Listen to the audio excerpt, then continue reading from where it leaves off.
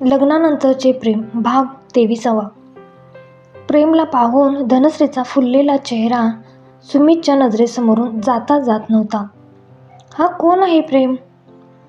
धनश्रीचा आणि त्याचं काय असेल का? त्यानं सर्वात आधी धनश्रीलाच कसा आवाज दिला?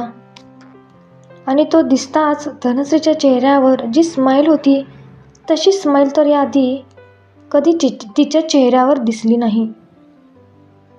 त्याचं मन आता नको नको ते विचार करत होतं. आज त्याचं ऑफिसच्या कामात पण लक्ष लागत नव्हतं. माझ्याच सोबतचं नेहमी असं का होतं? आधी पण मोहिनी मला आवडली होती, पण धनश्रीच्या बाबतीत ज्या फिलिंग माझ्या मनात आहेत तशा मोहिनीच्या बाबतीत मला कधीच जाणवल्या नाहीत. कदाचित मी मोहिनीकडे आकर्षित झालो होतो, पण धनश्री मात्र मला खूप आवडते. त्याहीपेक्षा माझं तिच्यावर प्रेम जडलं आहे. तो आज दिवसभर तिचाच विचार करत होता आणि हा प्रेम असा अचानक मध्येच उगवल्यामुळे त्याची थोडी चिडचिड पण होत होती. त्याच्या मनात आता नको नको ते विचार येत होते. त्यानं धनश्रीला हक केलेलं सुमितला अजिबात आवडलं नव्हतं आणि त्याचमुळे त्याची चिडचिड होत होती. नाही, आता आज संध्याकाळी काही झालं तरी धनश्रीला विचारणारच. तिला सांगून टाकणार माझं तिच्यावर प्रेम आहे म्हणून. सुमित काहीतरी विचार करत स्वतःच्या मनाशीच म्हणाला. इकडे धनश्री नेहमीप्रमाणे कॉलेज सुटल्यावर घरी आली. आजीनं सोबत थोडा वेळ गप्पा मारत बागेत फेरफटका मारत होती. तेवढ्यात आज आई पण त्यांना सामील झाल्या. तिघी पण गप्पा मारत होत्या. वैशाली धनश्रीला कॉलेजबद्दल विचारत होत्या. त्यानंतर थोडा वेळ तिघी पण तिथेच खुर्चीत बसून गप्पा मारत होत्या. थोड्या वेळाने तिने आजींना त्याच्या खोलीत सोडलं आणि आराम करायला सांगून ती प्रियाच्या रूमच्या दिशेने निघाली. 2-3 दिवसात प्रियासोबत तिचं बोलणं झालं नव्हतं. हाय प्रिया, काय म्हणते कॉलेज? धनश्री प्रियाच्या रूममध्ये जात तिला विचारत म्हणाली.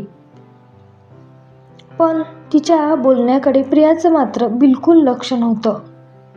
तिने 2 वेळा तोच प्रश्न विचारला, पण प्रिया मात्र आपल्याच विचारात हरवून दुसरीकडे पाहत होती. हिला काय झालं आता? आणि ही एवढ्या कसल्या विचारात एवढी हरवून गेली आहे? धनश्री पुढे येऊन तिच्या डोळ्यासमोर चुटकी वाजवत म्हणते. ओए ख्यालों की मलिका, किसके ख्याल में आप खो गए हो? जरा हमें भी तो बताओ. प्रिया एकदम चमकून धनश्रीकडे पाहते. अगं धनश्री, तू कधी आलीस? प्रिया थोडी सावरत म्हणाली. तू जेव्हा उघड्या डोळ्याने दिवसा स्वप्न पाहत होतीस ना, तेव्हाच मी आले. बोल आता, कोण आहे हा राजकुमार? त्याच्या प्रेमात आमची राजकुमार एवढी हरवून गेली आहे? धनश्री तिला भुवया उंचावत विचारते. अगं धनश्री, हे काय? राजकुमार वगैरे असं काही नाही, प्रिया लाजत म्हणाली. काय नाही काय? मग एवढी लाजतेस ती उगाचच होय? थांबतो, अशी सांगणार नाहीस म्हणत धनश्री तिला गुदगुल्या करायला आपले हात पुढे करते. ए थांब थांब, सांगते, सर्व सांगते तुला म्हणत प्रिया बोलायला सुरुवात करते. आज ना एक गंमत झाली.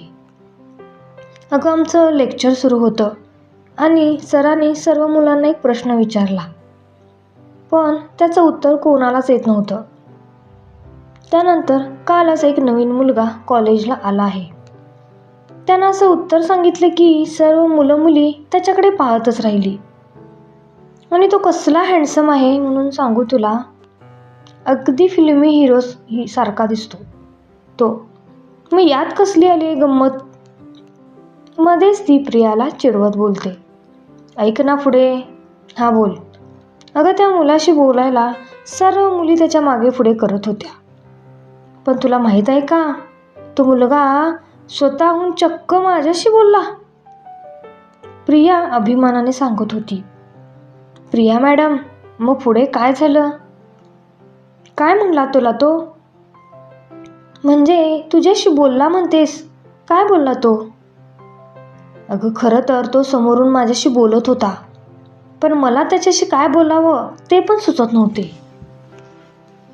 मी तर त्याच्या डोळ्यात हरवून गेले आणि त्याच्याकडेच पाहत होते.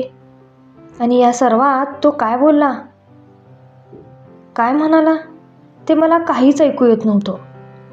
तो माझ्यासमोर आल्याबरोबर मी तर पूर्ण ब्लँक झाले होते. तो काय म्हणाला, काय बोलला हे मला खरंच काहीच ऐकू येत नव्हतं. प्रिया पुन्हा त्याच्या विचारात स्वतःला हरवून गेली. अरे वा प्रिया मॅडम, तुम्ही तर डायरेक्ट प्रेमातच पडलात की त्या मुलाच्या. धनश्री प्रियाला चिडवत होती आणि प्रिया लाजून लाल झाली होती. बाद झालं लाजायचं आता. त्याचं नाव तरी सांग मला. अगं तेच तर माहीत नाही ना, प्रिया केविलवाना चेहरा करत म्हणाली. ठीक आहे, उद्या बोल त्याच्याशी, त्याचं नाव वगैरे तरी विचारून घे, धनश्री प्रियाला म्हणाली. प्रियाने नुसतीच मान डोलावली.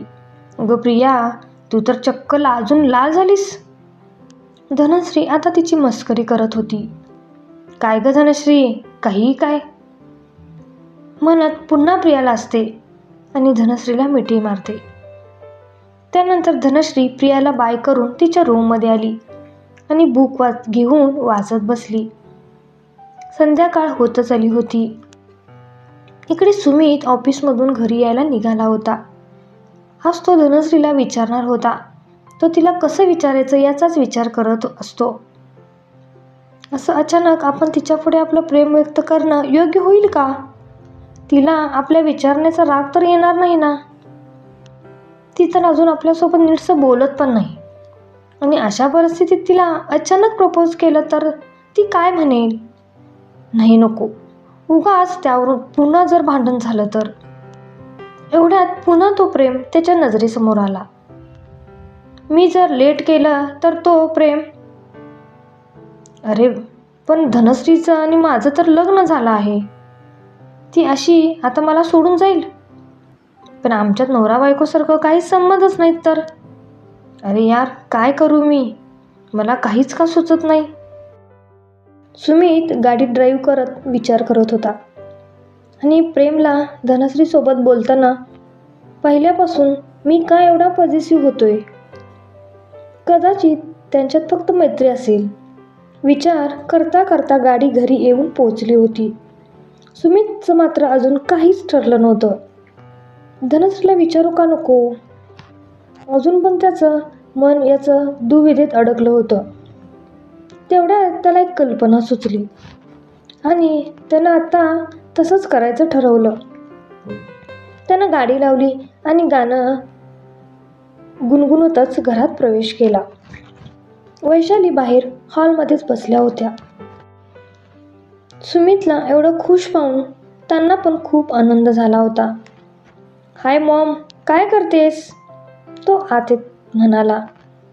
अरे वा, आज स्वारी खूपच खुश दिसते. क्या बात है? काय आहे या खुशीचं कारण, जरा आम्हाला पण कळू द्या, त्या त्याला चिडवत म्हणाल्या. काही नाही ग आई, असंच. म्हणजे अजून तर काहीच नाही. तो आईच्या गळ्याभोवती आपले हात टाकत म्हणाला. हो का? बरं मग काही असेल तेव्हा तरी मला सांगशील ना? त्या त्याच्या डोळ्यात पाहून विचारत होत्या. हो मॉम, नक्कीच. तो हात बाजूला करत म्हणाला. तू फ्रेश होऊन ये, मी सुनीताला कॉफी बनवायला सांगते. तितक्यात आत्या समोरून येत वैशालींना म्हणाल्या. काय ग वहिनी, आज तुझा लेक एकदम खुश दिसतोय. हो खुश तर आहे, पण कारण मला पण माहीत नाही. त्यांना ठाऊक होतं काही का कारण असेना, आज सुमित खुश आहे हे मात्र खरं. कारण खुश असला म्हणजे तो त्यांना आईंना म्हणता. लाडाने मॉम कधीतरी मम्मा, कधी असंच बोलतो. मम्मा, माझी कॉफी रूममध्ये पाठवून दे, म्हणत सुमित जिन्यावरून भरभर वरती गेला. बरं बरं म्हणत वैशाली पण हसत किचनमध्ये गेल्या आणि तो त्याच्या रूममध्ये गेला. वैशाली किचनमध्ये जाऊन सुनीताला कॉफी सांगून बाहेर आल्या. हा बोला आत्याबाई, काय म्हणत होता? वैशाली हेमा त्यांच्या बाजूला बसत म्हणाल्या. अगं हेच की, तू म्हणाली होतीस सुमित धनश्रीसोबत बोलते म्हणून.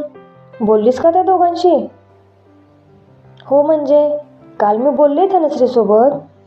अहो आत्या, होईल हळूहळू सर्व ठीक. आता तुम्हीच सांगा, आपल्यात लग्न कशी होतात? एकतर लव्ह मॅरेज किंवा अरेंज मॅरेज. लव्ह मॅरेज झालं तर मुलगा मुलगी एकमेकांना छान ओळखत असतात, त्यामुळे लग्नानंतर त्यांचं नातं बहरायला वेळ लागत नाही. आणि अरेंज मॅरेज जरी झालं तरी मुलगा मुलगी 1-2 वेळा तरी एकमेकांना भेटून एकमेकांना जाणून घेतात, त्यामुळे लग्नानंतर नातं पुढे जायला कठीण जात नाही. पण या दोघांच्या बाबतीत तर वेगळंच घडलं ना. एकतर त्या पोरीला अचानक लग्नाला उभं राहावं लागलं, वरून त्यांचं राहणीमान आणि आपलं राहणीमान यात पण किती तफावत आहे. तरीही ती लग्न झाल्यापासून घरात हसत मुखाने वावरते. आता सुमित आणि तिच्या नात्याबद्दल बोलायचं झालं तर ते दोघे आपल्यासमोर एकमेकांशी बोलत नाहीत, पण एकांतात एकमेकांशी बोलतच असतील ना. काही मुलींना सर्वांसमोर नवऱ्याशी बोलायला संकोच वाटतो. वैशाली आत्यांना समजवत म्हणाल्या, तू बोलतेस ते बरोबर आहे, पण तिला संकोच वाटत असेल ही. पण सुमितला पण तिच्याशी बोलताना मी पाहिलं नाही. आत्याने मनातली शंका बोलून दाखवली. अहो आत्या, ते दोघे बोलतील हळूहळू एकमेकांशी, तुम्ही नका एवढी काळजी करू.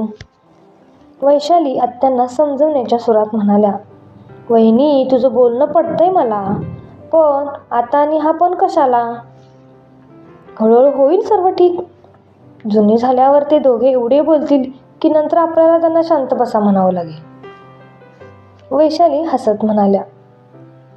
त्यानंतर आत्या आजींच्या खोलीत गेल्या आणि वैशाली पण त्यांच्या खोलीत गेल्या. इकडे धनश्री बुक वाचत बसली होती. यार, ही सारखी काय बुक घेऊन बसलेली असते?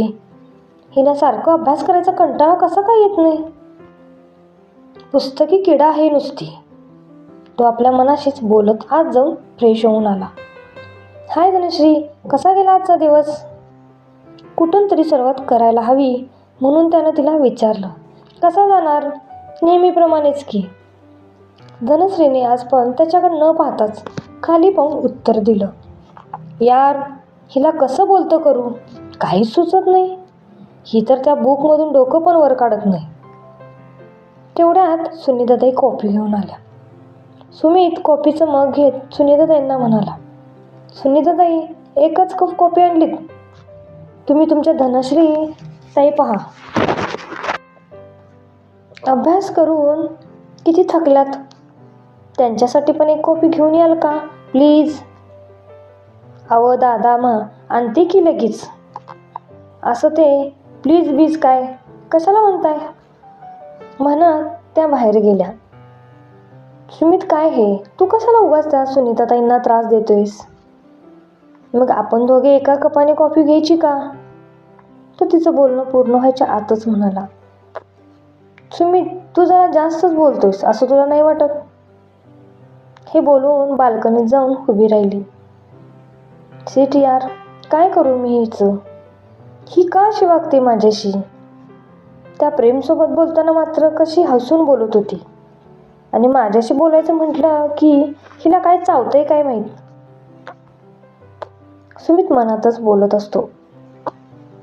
तेवढ्यात सुनीताताई कॉफी घेऊन येत म्हणते, ही घ्या साहेब कॉफी, आणली बघा.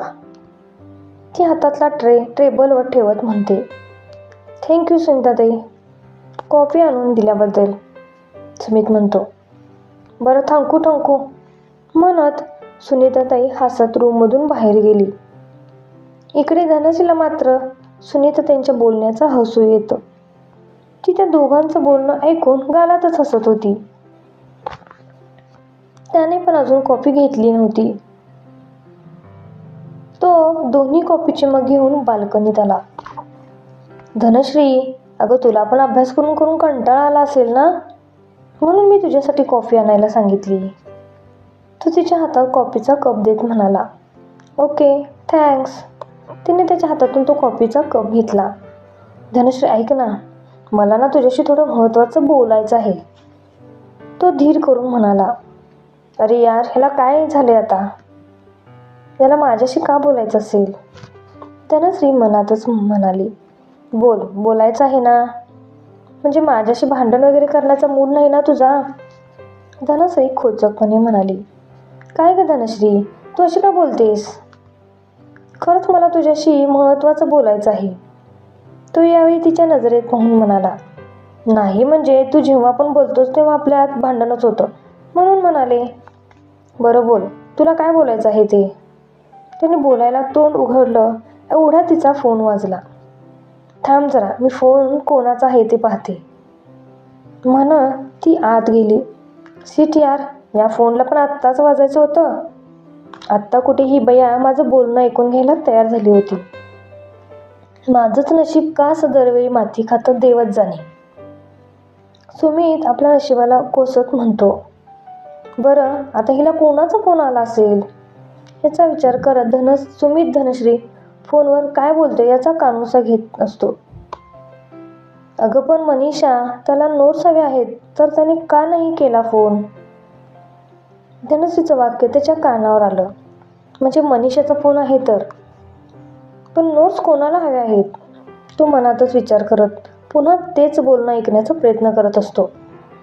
म्हणजे मी तुला नोट्स पाठवायच्या आणि तू त्या प्रेमला पाठवणार काय? वा मनीषा मॅडम, हुशार आहात की. पण हा सगळा आटापिटा कशासाठी चालला आहे ते तरी आम्हाला कळेल का? धनश्रीचं पुढचं बोलणं सुमितच्या कानावर पडतं. पण धनश्रीचं हे वाक्य ऐकून सुमित मात्र जाम खुश होतो. याचा अर्थ मनीषाला प्रेम आवडत असावा आणि त्याला इम्प्रेस करण्यासाठी ती धनश्रीकडून नोट्स घेऊन ती प्रेमला पाठवणार. वा, हे एक बरं झालं. आता जरा मनीषासोबत बोलून तिच्या मनात नक्की काय चालू आहे ते जाणून घ्यायला हवं. सुमित खुश होऊन आपल्या मनाशीच अंदाज लावत बोलत होता. बरं ठीक आहे, पाठवते मी तुला नोट्स आणि आपण पण थोडी अभ्यास करायची सवय स्वतःला लावून घ्या. म्हणजे असं कोणाला इम्प्रेस करायला तिसऱ्याकडून नोट्स घ्यायची वेळ येणार नाही. धनश्री मनीषाला म्हणते. थोडा वेळ तिच्याशी बोलून धनश्री फोन ठेवते. त्यानंतर धनश्री पूर्वाला नोट्स पाठवल्या. आत्ताच तिचं बोलणं ऐकून तर सुमितला खात्रीच पटली की मनीषाला प्रेम आवडतोय. याची तो अजून पण बाल्कनीत बसून होता. सिटी यार, आता या सुमितला माझ्याशी एवढं महत्त्वाचं काय बोलायचं असेल? याच्या मनात काही वेगळे विचार तर चालू नसतील ना? याआधी तर एवढ्या तेवढ्या कारणवरून भांडायला उठत होता आणि आज असं अचानक काय बोलायचं असेल याला? धनश्री फोन हातात घेऊन मनातच विचार करत असते. इकडे सुमित पण समोर झाडावर किलबिल करणारे पक्षी पाहण्यात रमून गेला होता. ते निरनिराळ्या रंगाचे पक्षी आणि त्यांचे ते सुमधुर आवाज ऐकण्यात आणि पाहण्यात तो दंग होऊन गेला होता. त्याला धनश्रीशी बोलायचं होतं तो थोड्या वेळासाठी विसरूनच गेला होता.